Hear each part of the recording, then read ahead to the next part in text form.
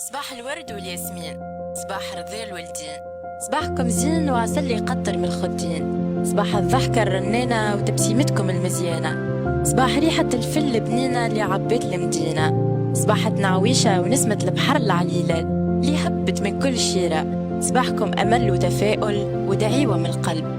إن شاء الله نهاركم زين وأيامكم حلوين وتسمعوا منا كان كلمة خير.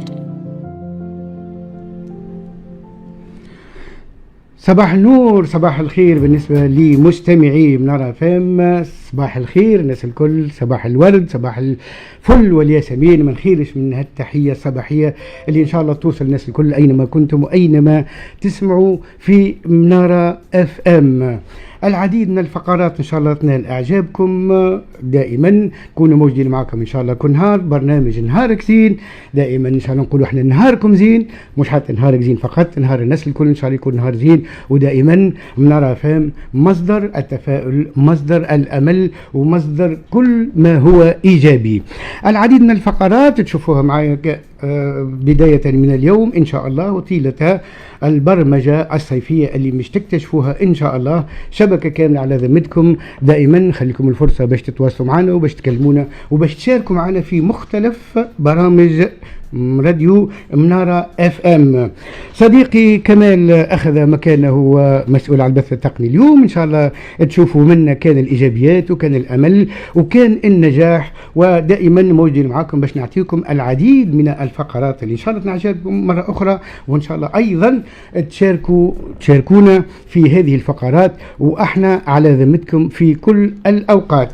مرة أخرى تحية صباحية، معكم أحمد زيان في حلقة اليوم. بقية الزملاء إن شاء الله يجيكم تباعا كل نهار موجود معكم زميل أو زميلة من منارة اف ام، وتعطيكم العديد من الفقرات في برنامجكم اليومي اللي مش تشوفوه إن شاء الله من الساعة 9 صباحا حتى الساعة 11 في حلقة أخرى من برنامج نهاركم زين. نهاركم زين مصدر الإيجابيات، مصدر التفاؤل، مصدر للأمل كذلك. دائما كونوا موجودين معكم ونقدموا لكم الإضافة، نقدموا لكم الأخبار، أخبار اليوم، أخبار فرشكة، أخبار طازجة، وأيضا نعطيكم لمحة على كل ما يدور في المهدية وفي المناطق المجاورة. أولى الفقرات اللي مش نبدأ بها حلقة اليوم مش نبدأ بأخبار الطقس في المهدية. الناس الكل دائما عنا رغبة أن نمشي للبحر، ودائما نقولوا خذوا حذركم وتشوفوا الأيام هذه الأيامات الأخرى برشا حوادث نتاع غرق، عافانا وعافاكم الله. إن شاء الله رب يستر الجميع، نردوا بالنا ودائما ناخذوا فكرة على الطقس باش نعرفوا وين نمشيوا، باش نعرفوا نمشيوا للبحر ولا ما نمشيوش، وباش ناخذوا حذرنا. فقرة الطقس اليوم باش نعطيكم فكرة عن طقس اليوم في مدينة المهدية. شروق الشمس كان منذ الساعة 5:04، والغروب إن شاء الله سيكون على الساعة 7:35. درجة حرارة الماء 27 درجة. تشجع باش الواحد يعمل غطسة أينما اخترتوا المكان، سواء في المهدية، في الكورنيش، واللي في رجيش، واللي في سلقطة، واللي في الماقع، لكن دائما شوية حذر لأنه ثم شوية ريح. الفترة الليلية من الساعة متاع الليل حتى ل6 متاع الصباح الطقس كان غائم. درجة الحرارة تراوحت بين 25 و26 درجة، والرياح كانت في شكل نسيم خفيف سرعتها بين 11 و14 كيلومتر في الساعة. اتجاه الرياح كان شمالي، وهبوب الرياح تقريبا بسرعة 22 كيلومتر في الساعة.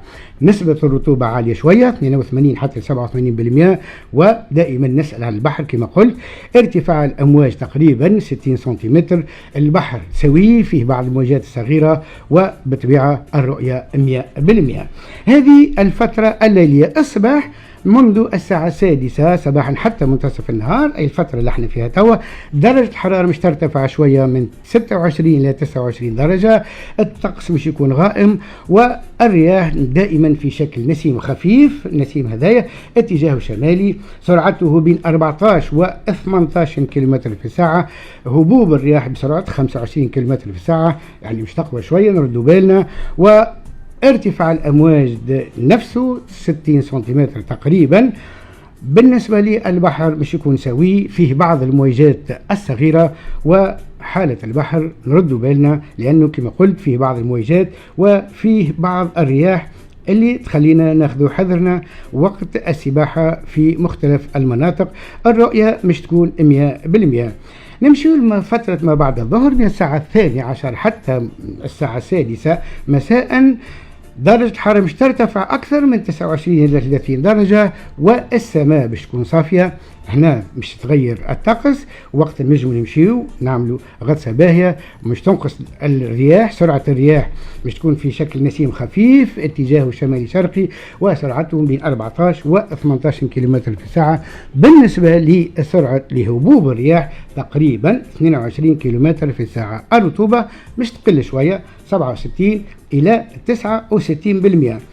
البحر نفس الشيء، مش يكون في بعض الموجات الصغيرة، حالته مش يكون سوي، وارتفاع الأمواج تقريبا 55 سنتيمتر، والرؤية 100%. في الفترة المسائية منذ الساعة 6 حتى منتصف الليل تنخفض درجات الحرارة تقريبا 4 درجات أو 3 درجات، وتولي من 26 إلى 29 درجة. نفس الشكل بالنسبة للرياح، في شكل نسيم خفيف اتجاهه مش يتغير، يولي جنوبي شرقي، وسرعته بين 7 و 18 كيلومتر في الساعة، ونفس السرعة مش تكون تقريبا بالنسبة لهبوب الرياح 22 كيلومتر في الساعة. بالنسبة للبحر بعض الموجات السوية كذلك ارتفاعها تقريبا 60 سنتيمتر، والرؤية 100%. هذه فكرة على طقس اليوم، وانتم بإمكانكم الاختيار الأماكن اللي تحبوا تسبحوا فيها، تعملوا فيها غطسة كما قلت. بالنسبة لولاية المهدية المناطق الكلها تشجع باش الواحد يمشي يعمل غطسة كما قلت، سواء في رجيش واللي في المناقع واللي في سلقطة واللي في المهدية. وبالطبيعة إن شاء الله نهاركم زين مرة أخرى.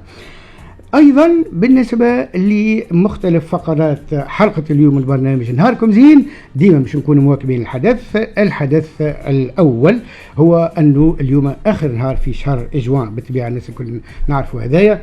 وغدوة إن شاء الله يبدأ شهر جويليا، وشهر جويليا تعرفوا كالعادة يقترن بالعودة إلى نظام العمل بالحصة الواحدة.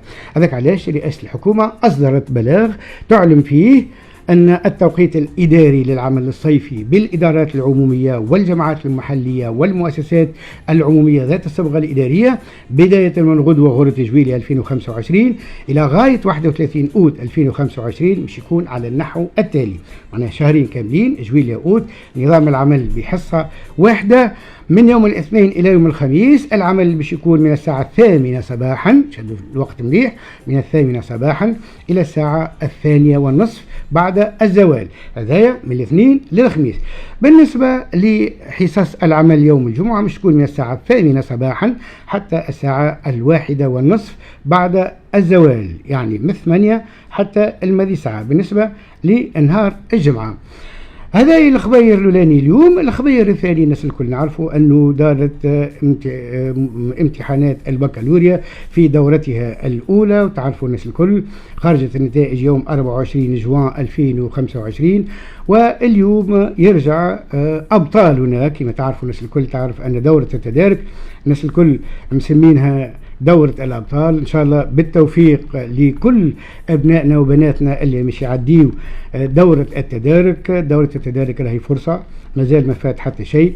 اللي منجحش في الدورة الأولى ينجم ينجح في الدورة الثانية، وبطبيعة الحال يكون متحصل على البكالوريا متاعه. إن شاء الله في حلقة قادمة من نهارك زين تو نخصص حلقة أو نخصص فقرة كاملة لشهادة البكالوريا بدورتيها، سواء الدورة الرئيسية أو دورة التدارك. وأيضا نخصص فقرة كاملة أيضا نتحدث فيها على نتائج البكالوريا بدورتيها الرئيسية والتدارك في ولاية المهدية، وناخذ معنا التلامذة المتميزين اللي نجحوا في البكالوريا.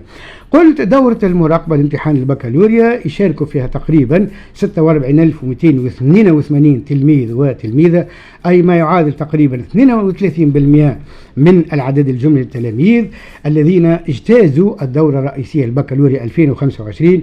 وتتواصل اختبارات دورة المراقبة تعرفوا الأيام الأولى من شهر جويليا على أن يتم التصريح بنتائجها ونتائج نهائية البكالوريا 2025 يوم الأحد 13 جويليا 2025. ونعرفوا الناس الكل أن نسبة النجاح في الدورة الرئيسية البكالوريا 2025 بلغت تقريبا 37.08%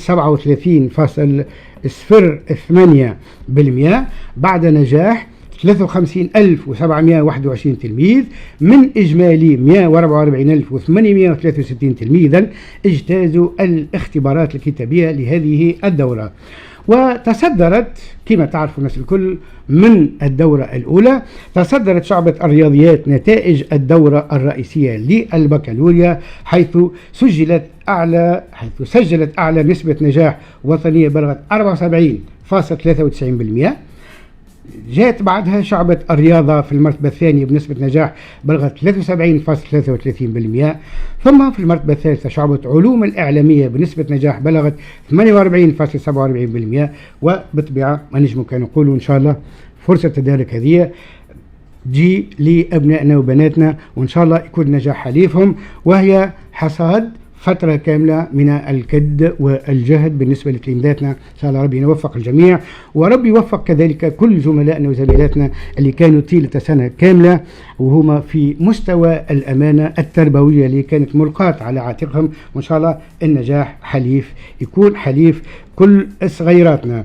دائما موجودين مع المنارة FM، وبطبيعة نعطيكم دائما الأخبار اللي نحاولوا نجيبوا فيها كل شيء يقترب من المواطن. تعرفوا أن فترة الصيف شهري جويليا وأوت دائما هي فترة عودة مواطنين بالخارج. الناس الكل ديما تحب تواكب الأحداث وتواكب الأخبار الطازجة، وتحب تعرف مثلا أسعار العملة، أسعار صرف الدينار التونسي بالنسبة لمختلف العملات الأجنبية بالبنك المركزي التونسي. علاش باش نمشيو للفقرة الثالثة من حلقة اليوم من برنامج نهار كزين، ومش نتحدثوا فيها على أسعار العملة بالبنك المركزي التونسي. بطريقة أخرى سعر صرف الدينار التونسي حسب بعض العملات الأجنبية. نبدأ بأشقائنا وأخوتنا الجزائريين. بالنسبة ل 10 دينارات جزائرية 226 مليم. الريال السعودي 10 ريالات سعودية 7 دينارات و847 مليم. الدولار الكندي 1 دولار دينارين و142 مليم.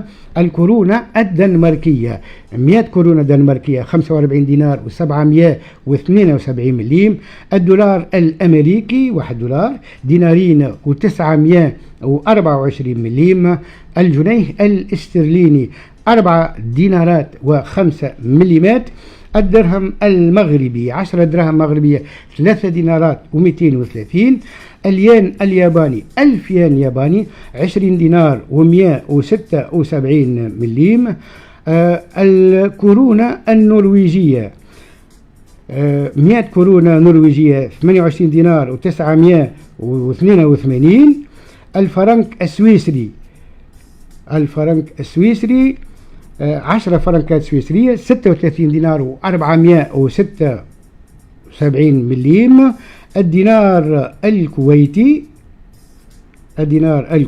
دينار كويتي 9 دينارات و624. الدرهم الإماراتي 10 دراهم إماراتية 8 دينارات و13 مليم. الأورو 1 أورو 3 دينارات و357 مليم. الدينار الليبي 1 دينار 543 مليم. الأوقية الموريتانية 10 أوقيات موريتانية 740 مليم. الدينار البحريني 1 دينار بحريني 7 دينارات و803 من المليمات التونسية. الريال القطري 10 ريالات قطرية 8 دينارات و74 مليم. وأخيرا الين الصيني 410 من المليمات التونسية. هكذا نصل إلى نهاية الثلاث فقرات الأولى اللي كما قلنا فقرة أو فكرة بسيطة أعطيناكم على طقس اليوم. أخبار اليوم خذينا خبر يهم العمل بنظام الحصة الواحدة بداية من غدوة كما قلت، والخبر الثاني بداية دورة التدارك إن شاء الله مرة أخرى بالتوفيق لصغيراتنا وبالتوفيق لوليداتنا وبنياتنا اللي قاعدين يعديوا دورة التدارك بداية من اليوم. النتائج مش تكون إن شاء الله نهار 13 جويلية وإن شاء الله تكون نتائج إيجابية. ثم الفقرة الثالثة خذينا فيها فكرة عن صرف الدينار التونسي ببعض العملات الأجنبية بالبنك المركزي التونسي. ما تبعدوش بعيد، تقعدوا معنا مع منارة فام. مازلنا معاكم ومازالت عنا العديد من الفقرات اللي ان شاء الله تنال اعجابكم. تقعدوا معنا في حلقة أولى من برنامج نهاركم زين. نهاركم زين مرة أخرى، وتقعدوا معنا نرجعوا لكم بعد الفاصل الموسيقي. منارة صوت الموجة.